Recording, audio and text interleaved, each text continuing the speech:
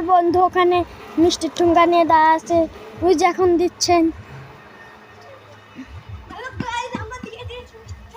গায়ে যদি দেখেন আমাদের মিষ্টির ঠুঙ্গাটা ওখানে রয়েছে। এখন কোনো গাড়ি ঘোড়াও নেই,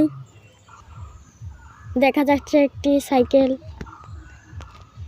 এখন কি হবে জানি না।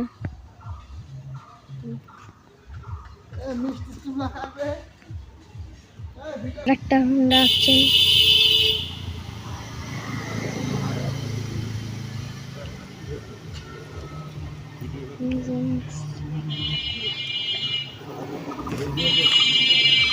মানুষ আছে, দৌড়টা খেয়ে দিচ্ছে।